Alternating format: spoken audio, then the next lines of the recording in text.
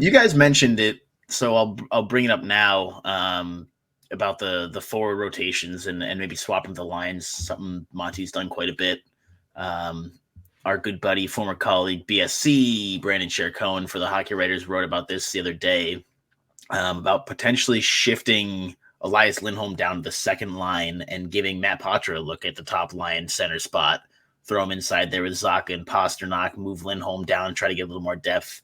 And then that would also allow you to reunite Charlie Coyle and Trent Frederick on the third line, who were really strong together last season. I don't think it's necessarily personally time to make drastic changes. That being said, this is the time to like try things out, and on paper, I love the sound of that. So I kind of hope that's something that the Bruins would consider, that Montgomery would consider. Again, not necessarily making it permanent, but as one of the different line combinations that you're going to work with throughout the season. I like testing it out kind of in these, slightly lower stakes earlier games. But what do you fellas think about that? I don't entirely hate that.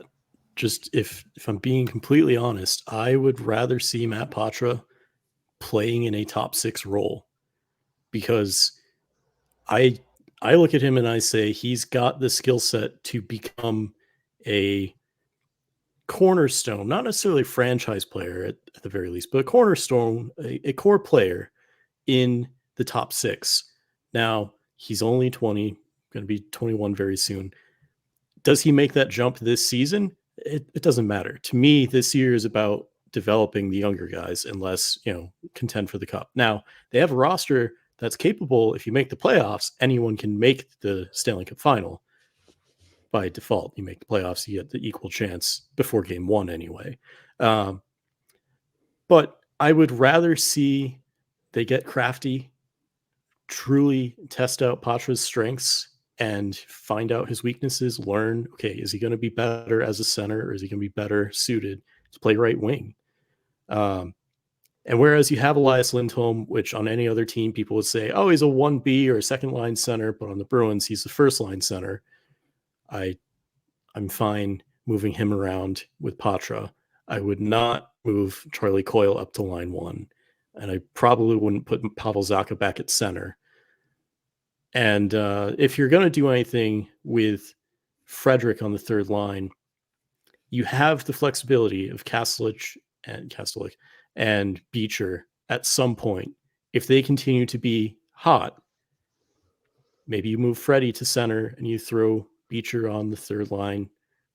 Just see what happens. But, as you know, the chemistry that Coyle and Frederick have, if you find a way to get Frederick Coyle and Geeky playing on the same line together and get each other going, wouldn't hate that. Yeah, that would be an amazing third line right there. I also think I imagine Beecher and Frederick's playing styles kind of matching. Maybe that's more of like a grindy fourth line kind of characteristic that they share. But also, like sound defensively, I mean, you got Beecher with the face-off stats that he proved has been very well, especially last playoffs. And so I love Johnny Beecher once again. But yeah, I think when it comes to Poitras, you have to have him in the top six. I mean, I think he's at that point in his development. He proved that he was solid last year. I feel like if Patrice Bergeron was here, it's a no-brainer to just throw him on his line like they do with every young player and see if it sticks, and just have them get like a season's worth of education in 2 shifts. So true. I'm glad you said that, because Poitras, where he's at in his development, he reminds me of young David Pasternak. Now, again, I'm not saying that Matt Poitras is the next David Pasternak, but if you watched Pasta in 2014, 2015, 2015, 2016, you got to let him play some of his game, and it's a strength to have him play with some of the more veteran players in that top six. Learning experience. It's the quickest way, hands-on, sink or swim sort of thing. But anyway, you were saying. No, I mean, basically that, like, just it's a great learning opportunity for a younger player. We've seen it before with many players throughout the league, but Bergeron with Recchi is one that I always think of. And then Bergeron with so many other players.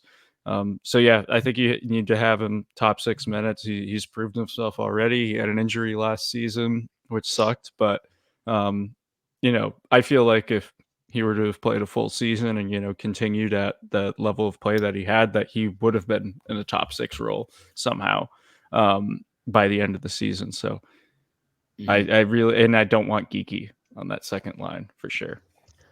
Yeah, well, that was gonna be my point. Is I agree that Poitras should be at least given a chance at the top 6. I just don't see it being that first line center. I think that's way too big of a role for him at this point. You want him at center. I agree to keep up his development. I just think first line is going to be a little much for him. I'd rather see him take Geeky spot because, again, I just think that Geeky is just dragging that line down with him. He really just gives nothing offensively.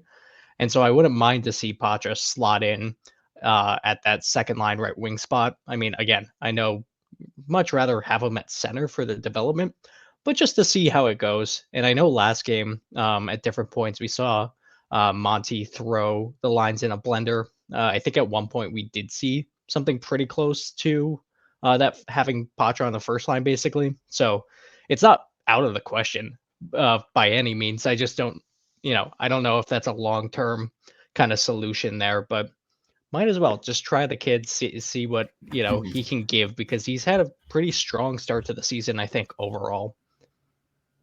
Yeah, I think part of it's just matchup based too, right? Especially even just to being that at end, home. I do want to credit Don Sweeney was saying.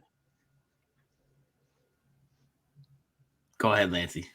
No, well, I was just going to say I want to credit him in saying that he knows that this isn't the roster that's going to be the final roster by April. Yeah, exactly. So, improvements to be made there. Ideally, improvements.